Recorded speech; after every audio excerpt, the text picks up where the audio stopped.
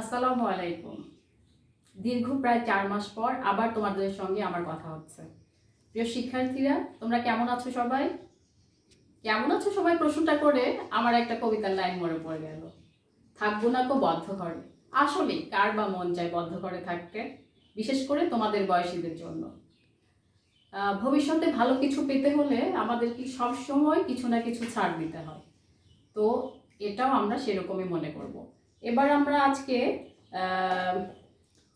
অঙ্ক বোর্ডে দেখতে পাচ্ছ, আজকে আমরা ভাগ করব। ছুটির আগে আমরা যোগ বিয়োগ গুণ ভাগ পর্যন্ত শেষ করে ফেলেছিলাম, তবুও আমি আবার আজকে ভাগ থেকেই শুরু করব। প্রথমে তোমাদের ভাগ শিখতে হলে প্রথমে যে তোমাদের যেটা জানতে হবে সেটা কি বলো তো? সেটা হচ্ছে নামতা। তোমাদের সিলেবাসে 5 থেকে 20 পর্যন্ত নামতা কিন্তু মুখস্থ করার জন্য দেয়া আছে। এটা প্রত্যেক দিনই তোমরা পড়বে, একবার করে হলেও পড়বে। আচ্ছা, তাহলে তোমরা বই নাও হাতে সবাই।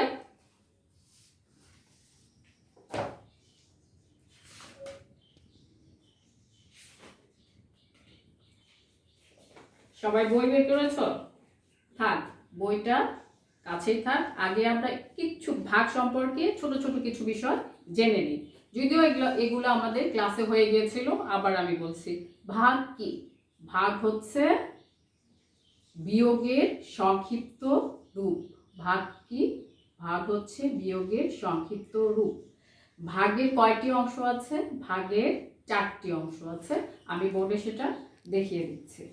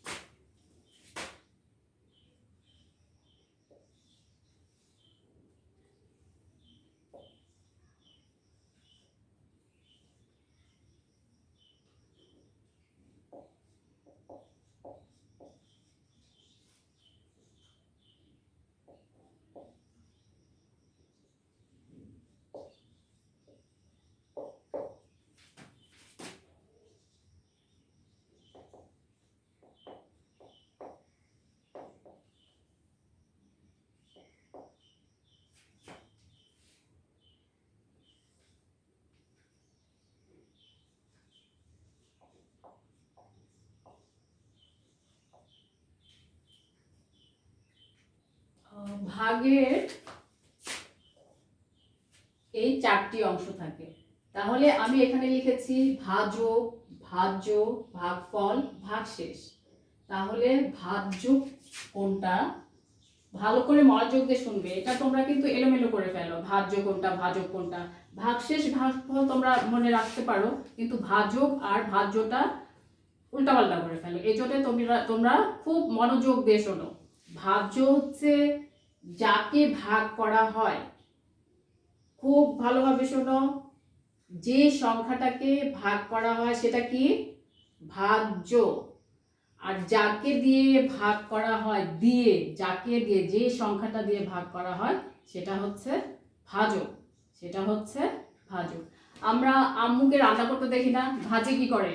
ভাজতে ভাজতে উল্টা পাল্টা করতে করতে একদম সেই রকম করে ফেলে। সেই ভাজ্যটা হচ্ছে আমাদের এই মাঝখানে। এটা আমরা ভাজতে ভাজতে ভাজতে ভাজতে একদম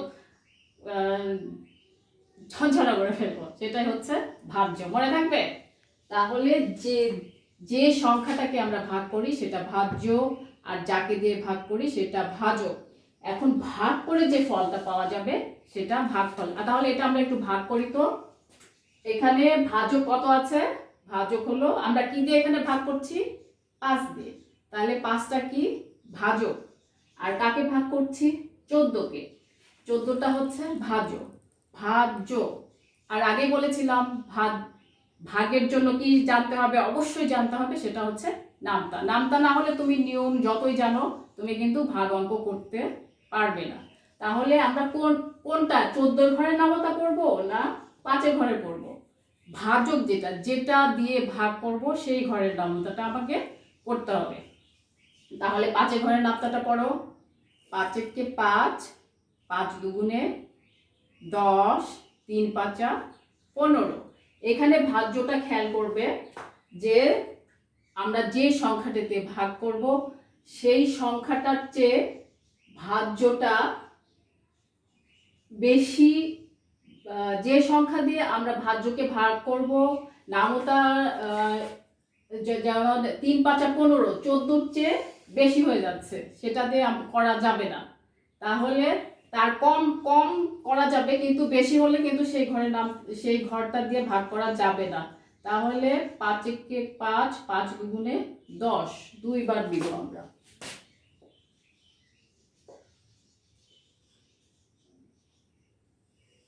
তারপরে নিয়ম হচ্ছে বিয়োগ করতে হয়।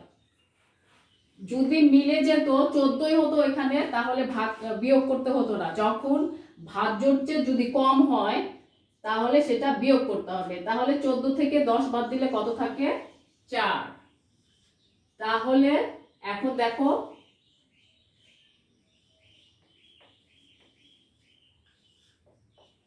বলেছিলাম যে ভাগের 4টি অংশ, আমরা 4টি অংশ পেয়েছি। একটা হচ্ছে ভাজ্য একটা অংশ, ভাজক একটা অংশ, ভাগফল একটা অংশ, ভাগশেষ একটা অংশ। তবে ভাগশেষ যে সবসময় থাকবে তা কিন্তু না, কখনো কখনো ভাগশেষ নাও থাকতে পারে, সেটাকে আমরা বলি বিভাজ্য, নিঃশেষে বিভাজ্য। তো তাহলে ভাগ কি আর ভাগের কয়টি অংশ আমরা জানলাম। এবার ভাগের কিছু কিছু ছোট ছোট 4টা রকম নিয়ম আছে, সেই নিয়মগুলো আমি দেখাচ্ছি।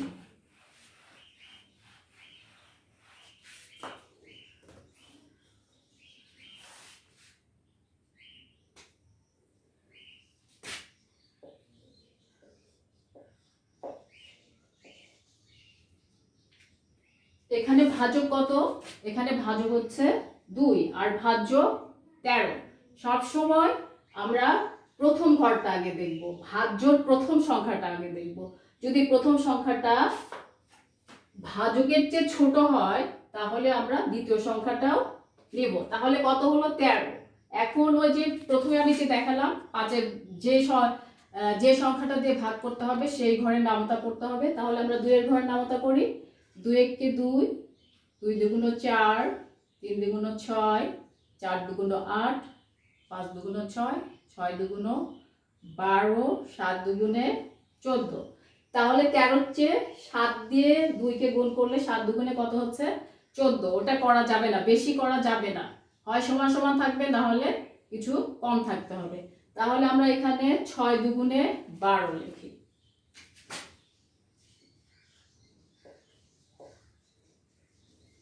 এখন কি বলেছিলাম? বিয়োগ করতে হবে। সমান সমান হয়ে গেলে তো যে এখানেও 13 এখানেও 13, তাহলে আর বিয়োগ করতে হবে না। যদি ছোট থাকে তাহলে সেখানে আমরা বিয়োগ করব। তাহলে 3 থেকে 2 বাদ দিলে 1। তাহলে প্রথম নিয়মটা কি হচ্ছে? প্রথমেই হচ্ছে আমরা ভাজ্যের প্রথম সংখ্যাটা দেখব। ভাজ্যের প্রথম সংখ্যাটা দেখব। যদি ছোট হয় তাহলে পরের সংখ্যাটা নিব, নিয়ে ভাগ করব। এখানে এটা একটা নিয়ম।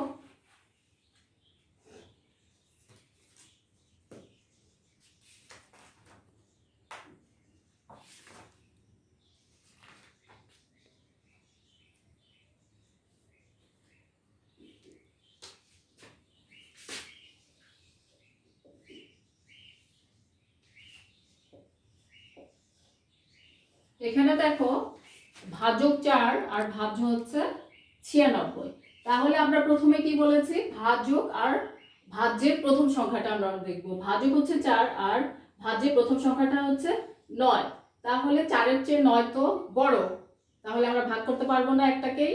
9-কে ভাগ করতে পারবো না 4 দিয়ে? হ্যাঁ পারবো। তাহলে আমরা কোন ঘরের নামতা করব? 4-এর ঘরে। তাহলে 4-এর ঘরের নামতা করো। 4 × 1 = 4, 4 × 2 = 8। 2টা আমরা এখানে লিখব আর 8 লিখব 9-এর নিচে। এখন কি করতে হবে? বিয়োগ করতে হবে। 9 থেকে 8 বাদ দিলে কত থাকে? 1।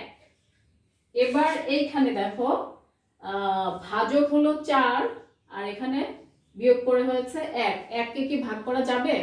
যাবে না। তখন এই দেখো এখানে আমাদের একটা 6 রয়ে গেছে, এই 6টা আমরা এখানে নামায় দিয়ে আসবো।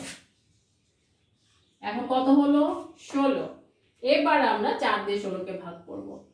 4 × 1 = 4, 4 × 2 = 8, 3 × 4 = 12, 4 × 4 = 16।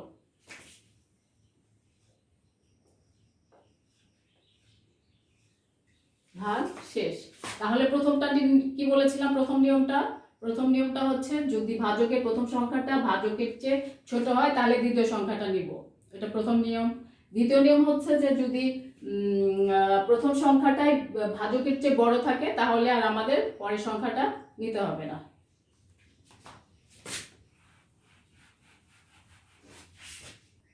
এবার আর একটা নিয়ম দেখো,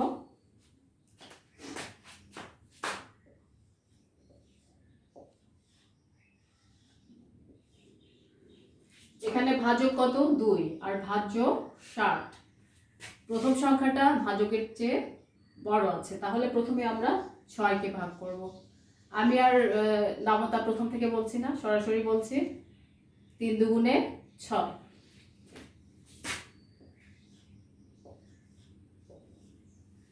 এখন এর আগে বলেছিলাম না একই সংখ্যা হলে কিন্তু আর কিছু করতে হবে না, উপরেও 6 নিচেও 6, এখানে আর কিছু হবে না। বাকি থাকলো কত? 0। ও একটা কথা তোমাদের বলতে ভুলে গেছি, পৃথিবীর যত বড়ই সংখ্যা হোক তাকে যদি আমরা 0 দিয়ে গুণ করি কি হবে বলো তো? ঠিক ধরেছ, 0ই হবে। তাহলে এখানে বাকি আছে 0, তাহলে 0টা আমরা নামাই নিয়ে আসলাম। তাহলে আমরা এটাকে কি দিয়ে মিলাবো? কি বললাম? পৃথিবীর যত বড়ই সংখ্যা থাক তাকে 0 দিয়ে গুণ করলে 0ই হয়, তাহলে 0 0। এটা হচ্ছে আর একটা নিয়ম, 0 থাকলে কি হবে বুঝতে পেরেছ? খুব মনোযোগ দিয়ে শোনো কিন্তু। আর একটা নিয়ম দেখাবো এবার।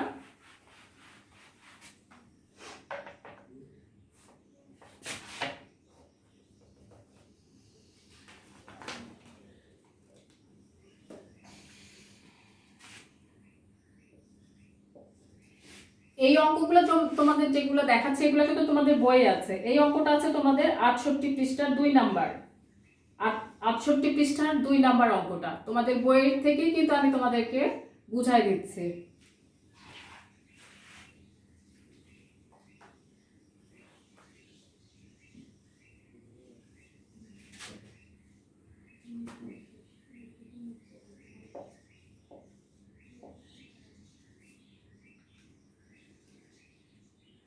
এখানে ভাজক কত?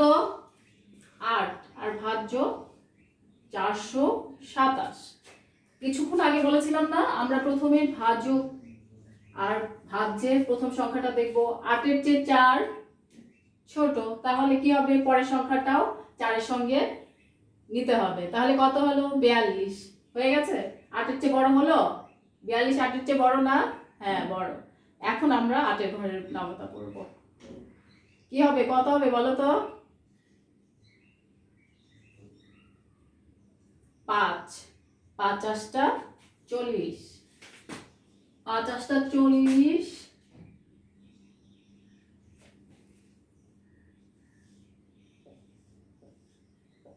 এখন কি করব? 40 উপরে 42 নিচে 40, তাহলে বিয়োগ করলে 42 থেকে 40 বাদ দিলে কত হয়? 2। কিন্তু এখনো ভাজকের চেয়ে এখানে 2 ছোট আছে, তাহলে উপরে আমাদের বাদ আছে কত? 7। এটা নামায় নিয়ে আসতে হবে। কত হলো? 27। এবার 7 এর ঘরে নামতা পড়ো, 8 এর ঘরে নামতা পড়ো। 3 8টা 24, 4 8টা 32, তাহলে 27 এর চেয়ে বেশি হয়ে যাচ্ছে, 4 দিয়ে ভাগ করা যাবে না, তাহলে 3 8টা 24। এখন বিয়োগ করতে হবে, 27 থেকে 24 বাদ দিলে কত হয়? 3।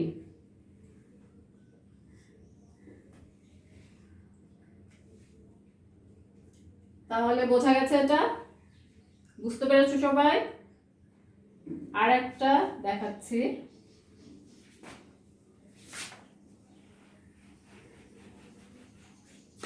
এটাই ওই 68 পৃষ্ঠারই 4 নাম্বার, তোমাদের অঙ্ক বইয়ের 68 পৃষ্ঠা 4 নাম্বার।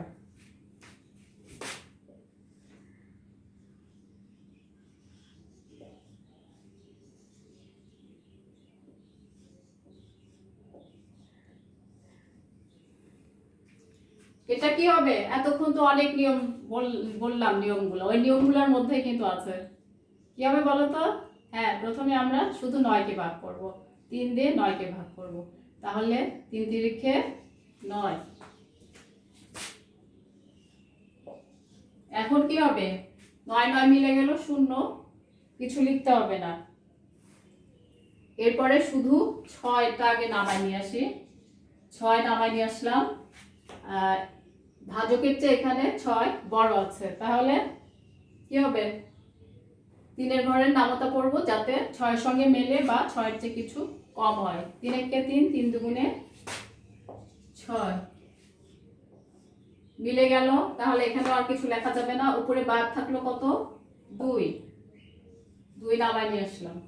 এখন কি হলো দেখো তো, ভাজক হলো 3 আর এখানে আছে 2, ভাগ করতে পারবো?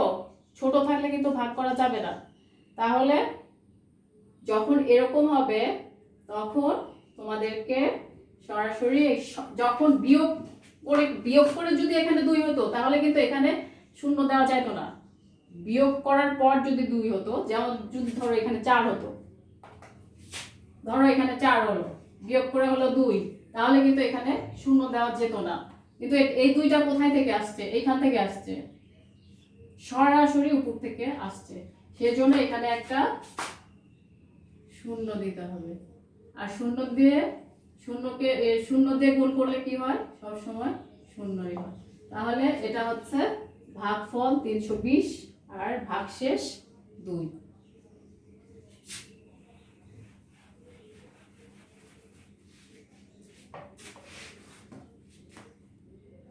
আর একটা দেখো, এরকম বোধহয় করলাম একটা,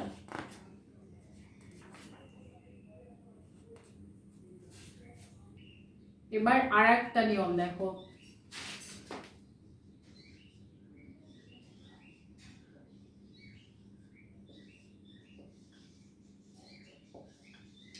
এতক্ষণ তো দেখালাম যে ভাজকের চেয়ে প্রথম সংখ্যাটা বড়, ভাজকের চেয়ে প্রথম সংখ্যাটা ছোট।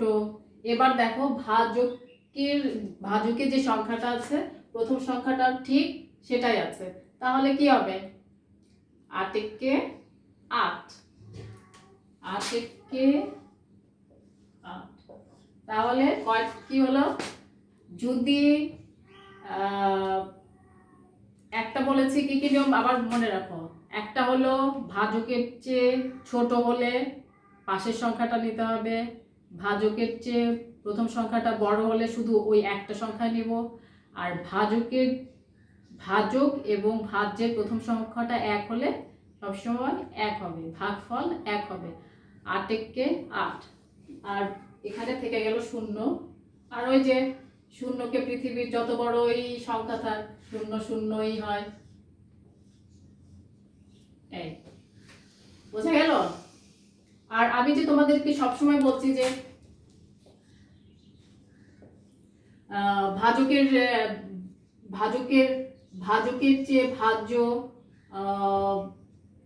যখন ভাগ করবে তখন যেন ভাজ্যের চেয়ে বড় না হয়ে যায় বা ছোট না হয়ে যায়। এখন যদি বলো 4 একে 4, এটা তো ভাজ্যের চেয়ে ছোটই আছে, আমি 4 লিখি, সেটা হবে না। কিন্তু এখানে আমি 9 দিই, 9 দিলাম, তো যে 4 একে 4, এটা তো ভাজ্যের চেয়ে ছোটই আছে, আমি 4 লিখি ম্যাম, সেটা হবে না, কাছাকাছি থাকতে হবে। হয় যে সংখ্যাটা দেয়া আছে তার আগের সংখ্যাটা হবে নামতা পড়ে আর কি, নামতা পড়ে 4 একে 4, 4 দুগুণে 8, আর 3 4 12, বেশিটা তো বুঝতেই পারছো, আর ছোটটা হচ্ছে আগের ঘরেরটা হবে, 4 একে 4, 4 দুগুণে 8। এখন তুমি যে তোমার মনে, আমি যেটা বললাম যে আমি 4 একে 4 লিখবো না কেন, এটা লেখা যাবে না, 4 একে 4 লেখা যাবে না, 4 দুগুণে 8 এটাই লিখতে হবে।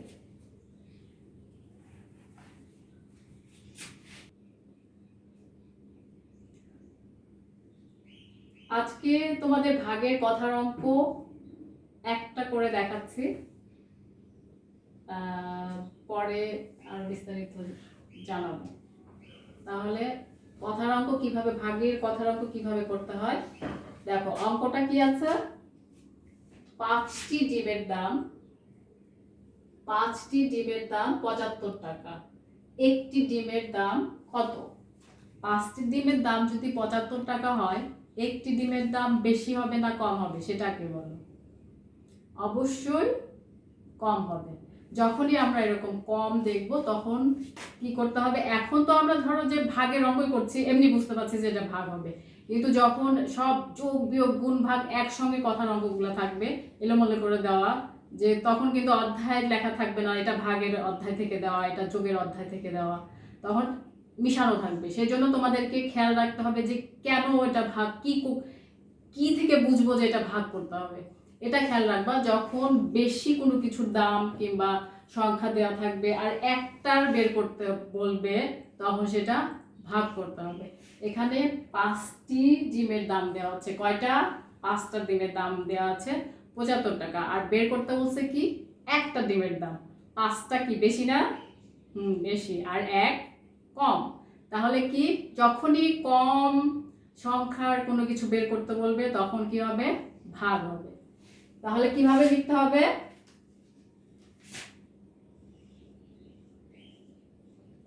একটি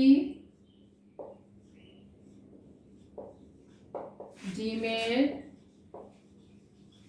দাম, না সরি 5টি, আমাদের তো একটি বের করতে হবে।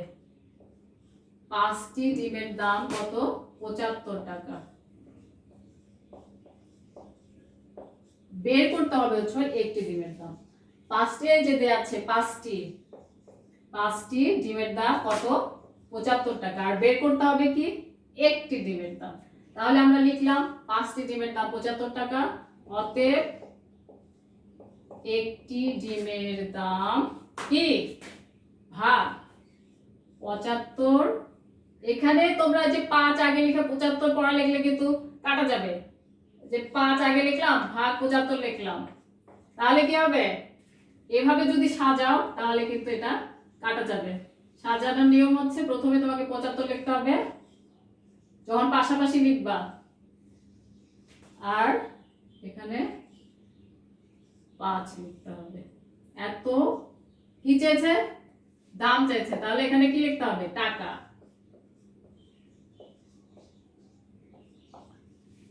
এখন তোমরা এটা হচ্ছে পাশাপাশি ভাগ।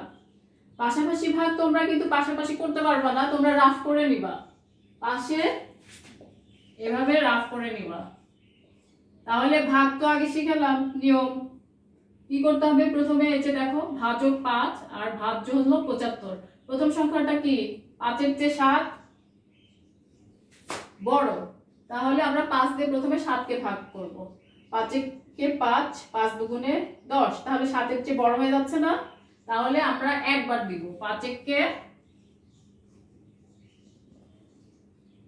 5। তারপরে কি যদি এরকম ছোট বড় থাকে তাহলে কি করতে হবে? বিয়োগ করতে হবে। 7 থেকে 5 বাদ দিলে 2। এখন কি হলো? ভাজকের চেয়ে ভাজ্য ছোট হয়ে গেল, 2 আছে আর এখানে আছে 5, তাহলে আমাদের এখানে 5 বাকি থেকে গেল না, উপরে ওই 5টা এখানে নামায় নিয়ে আসতে হবে। কত হলো? 25। এবার 5-এর ঘরে নামাতে পারো, কত হয়? 5-5 25। এখানে তোমরা রাফ লিখে দিবা। তোমাদের পরীক্ষার খাতায় এভাবে মুছতে হবে না, কিছু করতে হবে না, পেন্সিল দিয়েও করতে পারো, পেন্সিল দিয়েই করবা, রাফটা করে এখানে রাফ লিখে দিবা। তাহলে কত হলো ভাগফল? 15। এখানে কি লিখতে হবে? টি না টাকা? কি চেয়েছে? একটি ডিমের দাম কত, তাহলে এখানে কিন্তু এই যে আমি টাকা লিখেছি, টাকা। তাহলে সাজানোর নিয়মটা আমি আবার বলে দিচ্ছি। কথার অঙ্ক তোমরা মনে হয় 3তেই প্রথম করছো না, 2 হয়তো করে থাকতে পারো, যাই হোক তাও সাজানোর নিয়মটা আমি আবার বলে দিচ্ছি। অঙ্কটা পড়বে আগে, আর অঙ্কটা বারবার পড়বে, বারবার, না হলে কিন্তু কি চাচ্ছে অঙ্কটা সেটা যদি না বোঝো, তোমাকে বলা হলো যে তোমার দাদার নাম কি, তুমি লিখে দিলা আমার নাম, তোমার নিজের নাম লিখে দিলা, তাহলে কি নাম্বার পাবা? প্রশ্নটা সেজন্য তোমাকে বিশেষ করে অঙ্ক বারবার পড়ে তারপরে কি চাচ্ছে উত্তর সেইভাবে তোমাকে অঙ্ক করতে হবে। তাহলে এখানে কি আছে? 5টি ডিমের দাম 75 টাকা, একটি ডিমের দাম কত। সবসময় খেয়াল রাখবে, সাজানোর নিয়ম হচ্ছে তোমাকে কি চাচ্ছে তোমার কাছ থেকে, তোমার কাছ থেকে অঙ্কটা কি চাচ্ছে। এখানে চাচ্ছে হলে ডিমের দাম, তাহলে দামটা সব সময় আমরা সেটাকে রাখবো ডান দিকে, সেটাকে রাখবো ডান দিকে। আর এই যে এখানে আমি সাজানোর নিয়মটা এখানে বলেছিলাম যে তোমরা যদি 5 ভাগ 75 লেখো তাহলে সেটা কিন্তু কাটা হবে। এই যে ডান পাশে ডিমের দামটা আমরা কোথায় রাখলাম, ডান পাশে। যখন তোমরা এখানে সাজাবা ওই ডান পাশের সংখ্যাটাই তোমাকে আগে লিখতে হবে। এই ডান পাশে যেটা লিখলা সেটাই আগে লিখতে হবে, তারপর ভাগ দিয়ে এখানে যেটা থাকবে সেটা লিখবে। ঠিক আছে? আজকে আমরা 67 পৃষ্ঠার 1 নাম্বারটা, 4 নাম্বারের 1 নাম্বারটা কথার অঙ্ক করেছি। আর নিচে 2টা অঙ্ক আছে, 2, 3। পরবর্তীতে আমি তোমরা 2, 3টা বলেছি না অঙ্ক বারবার পড়বে, না বুঝলেও। তো ধরো তুমি কিছুই বুঝতেছো না পড়ে, তাও তুমি বারবার পড়বে, এটাই তোমাদের আজকে হোমওয়ার্ক। তোমরা ওই পরের 2টা অঙ্ক বারবার পড়বে, আমি পরবর্তীতে এই 2টা অঙ্ক করাবো। আর একটা কথা, নামতা 5 থেকে, তোমাদের সিলেবাসে 5 থেকে দেওয়া আছে, 5 থেকে 20 পর্যন্ত যদি এক ঘরে নামতা পড়ো, সেটাই যখন ঘুমাবে তার আগে একবার করে আওড়াবা।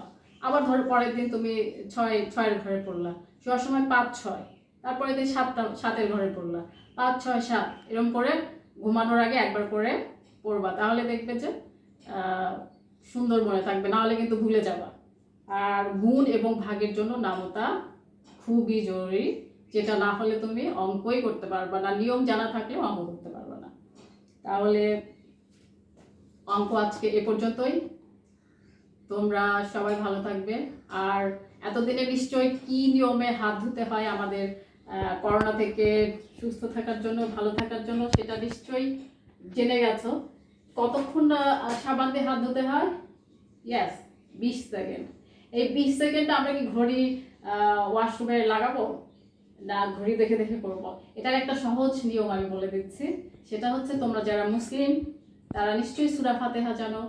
তারা আউযু বিল্লাহ এবং বিসমিল্লাহ সহকারে সূরা ফাতিহাটা মোটামুটি খুব ধীরে না, আবার খুব জোরে, মানে তাড়াতাড়িও না, বলবে। 20 সেকেন্ড অনায়াসে হয়ে যাবে। এদিকে তোমার কি হবে, সওয়াব হবে, যাকে বলে 1 ঢিলে 2 পাখি মারা। তোমার জীবাণু মরবে, সওয়াব হবে। সবাই ভালো থেকো, ধন্যবাদ। আবার দেখা হবে শিগগিরই।